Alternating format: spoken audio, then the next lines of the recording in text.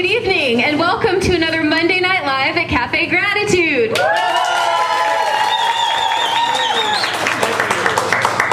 You guys are awesome. Thank you. So tonight, I'm going to just read. Please, here's a little something I put together for Chaya. So tonight, raw pastry chef, she's Cafe Gratitude. She was the bakery supervisor. So Chaya is a raw food chef, raw food pastry chef, educator, and promoter of vibrant health here in the Bay Area. Chaya is well known for her food preparation workshops, lectures, private classes, and catering, where she's able to share with her clients and audiences a new paradigm of food as ideal body, mind, spirit fuel, and medicine, while providing the nurturing flavors and textures we've all come to associate with as satisfying comfort food. Chaya trained for 2 years as an apprentice with Master Chef Elena Love, and together they catered at raw food retreats and private events, taught classes, and opened a raw food cafe, which was Cafe Solstice in San Mateo. Chaya also spent 6 months apprenticing in the art of raw chocolate. Until very recently, she was the bakery supervisor at Cafe Gratitude Central Kitchen. And she's here with us tonight to share with us her very colorful life, one that she considers to be a very wild ride. So here is Chaya-Ryvka talking about the many journeys of a lifetime. Thank you, Chaya. Thank you, Shea. Thanks for your warmth and for all being here. I have my little notes. I'm actually really not accustomed to just speaking in front of audiences. Normally I have a table with all of my equipment and I'm showing you how to make amazing raw desserts or raw food. So this is something brand new for me. Thank you for being such a warm audience. And basically Shea asked me a year ago, I think, when I was here with Elena and she was giving her lecture or her Monday Night Live talk.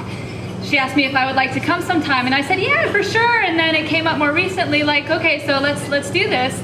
And I thought, okay, well, that's great. What am I going to talk about? Because normally I'm up there talking about how to make amazing desserts and demoing how to make amazing desserts. And so in thinking about this,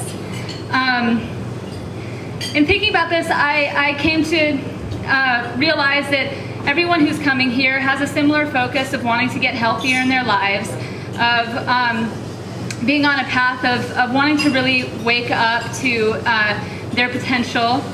And we've all been through different experiences in life. And I thought, well, you know, I've been through a lot of pretty wild experiences, and perhaps just sharing that is what I should talk about, because I don't have the extensive background in nutrition. I know a lot, and I share a lot when I teach my classes, but what I really know is how to make amazing food and how to make it taste really good and look really beautiful.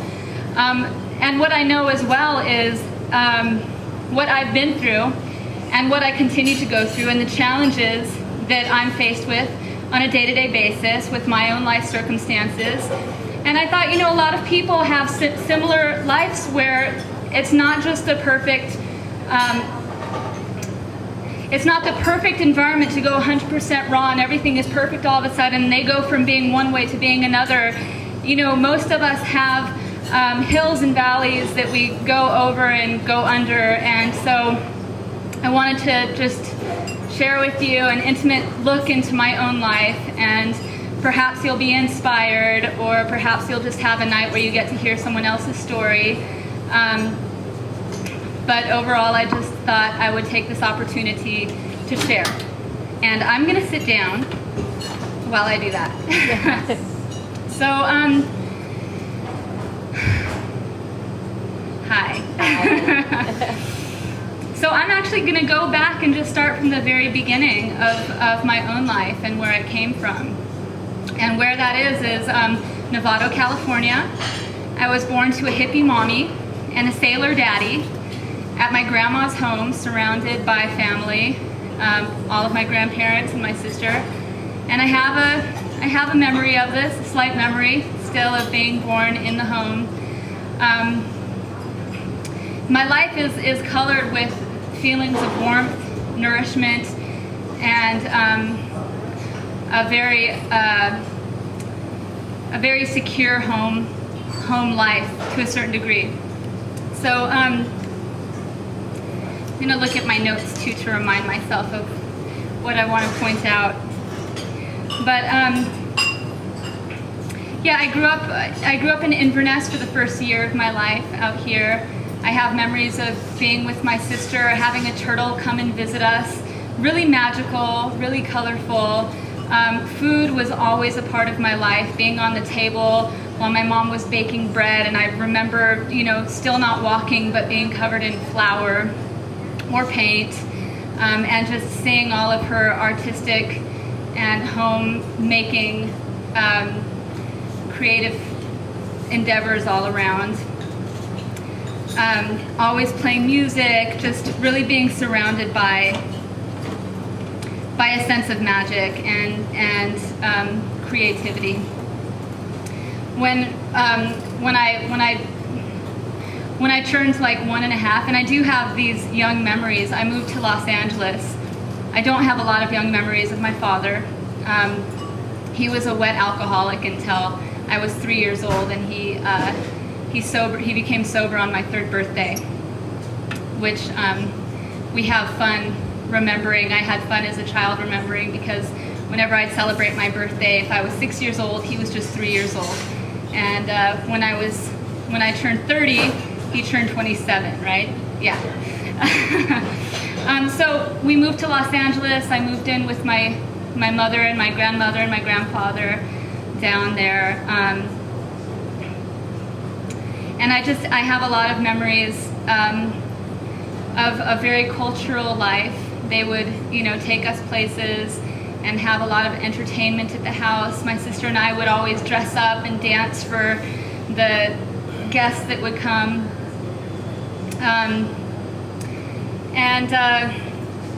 I just remember being really mischievous, really curious, really outgoing, very confident with myself, and really just being a very happy child in general. I remember nursing from my mother still.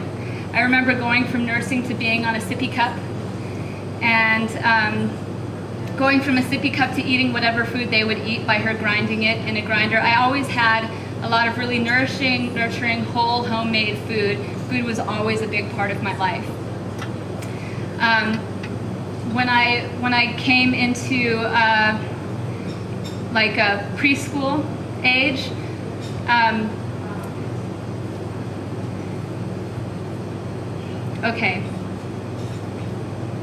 we were all very warm, basically. I'm saying these things just to give a background on just the warmth that I was surrounded by, the love that I was surrounded by, the level of joy and confidence I always felt in my heart, the level of curiosity and playfulness that I was always surrounded by.